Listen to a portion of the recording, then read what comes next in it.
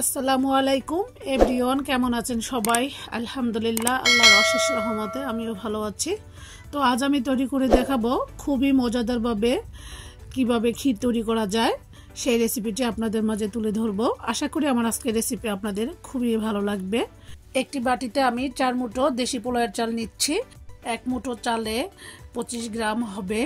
আমি এখানে 4 মুঠো পোলাওয়ের চালে মোট 100 গ্রাম পোলাওয়ের চাল নিয়েছি। চালটাকে আমি শুকনো একটি ন্যাকড়া দিয়ে খুব ভালোভাবে মুছে নিয়েছি। এখন আমি দিয়ে দিচ্ছি চালের মধ্যে 1 টেবিল চামচ ঘি।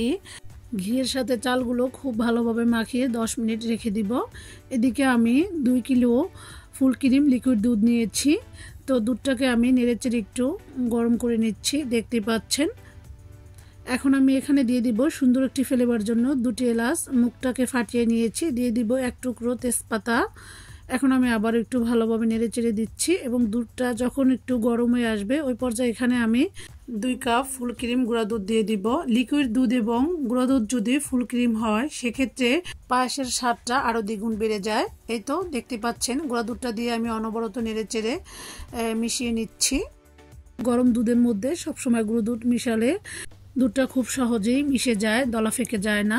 এখন আমি 2 কিলো দুধকে ভালোভাবে জাল করে টানিয়ে 1.5 কিলো করে নিব।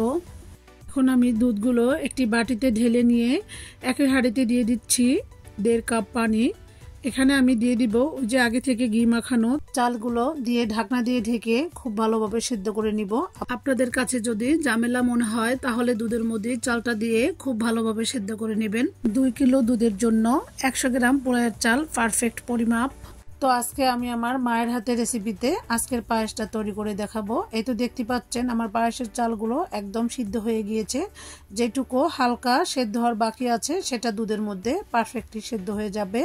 এই তো এখন আমি দিয়ে দিচ্ছি আগে থেকে সেই যে জাল করে রাখা দুধগুলো, দেখতে পাচ্ছেন। এখন আমি চালগুলো খুব ভালোভাবে নেড়েচেড়ে দিব।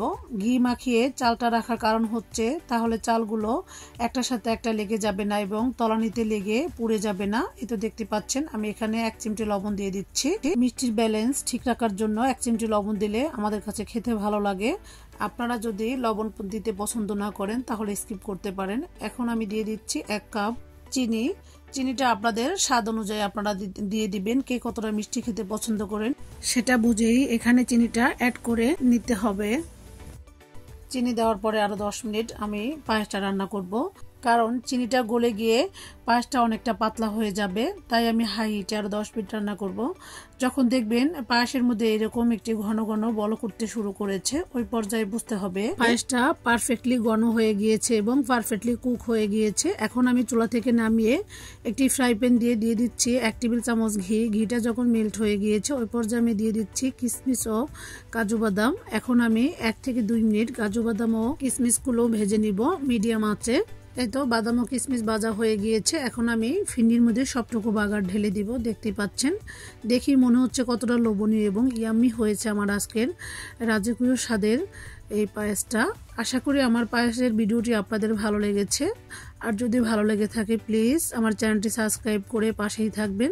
পাশে থাকা বেল বাটনটি অন করে দিবেন যেন আমি ভিডিও আপলোড দেওয়ার সাথে সাথে নোটিফিকেশনটি সবার আগে আপনাদের কাছে পৌঁছে যায়। সামনে কোরবানির ঈদ আসছে, তো এরকম একটি রাজকীয়ভাবে পায়েস তৈরি করে পরিবারের সবাইকে তাক লাগিয়ে দিতে পারেন আপনিও। তো পায়েসগুলো পারফেক্টলি কুক হয়েছে কিনা তা বোঝার আরেকটা উপায় হচ্ছে যখন দেখবেন এভাবে চামচের গায়ে আঠালোভাবে লেগে আছে তখনই বুঝতে হবে আপনার পায়েসটা পারফেক্টলি কুক হয়েছে এবং চুলা থেকে নামানোর পরে আরো অনেকটা ঘন হয়ে যাবে। সেটাও আমি আপনাদেরকে সম্পূর্ণ ঠান্ডা করে দেখাবো। সম্পূর্ণ ঠান্ডা করার পরে আমার পায়েসের লুকটা আমি দেখাচ্ছি। দেখতে পাচ্ছেন কতটা মোটা একটি সর পড়েছে এবং পায়েসগুলো পারফেক্টলি ঘন হয়ে গিয়েছে। এখন আমি সরটাকে ভেঙে পায়েসের সাথে মিশিয়ে নিচ্ছি। পায়েস রান্না করার গুরুত্বপূর্ণ একটি টিপস হচ্ছে পায়েস যখন রান্না করবেন তখন অবশ্যই চুলার পাশে দাঁড়িয়ে থেকে অনবরত নেড়ে চেড়ে হাই হিটে পায়েসটা রান্না করার চেষ্টা করবেন।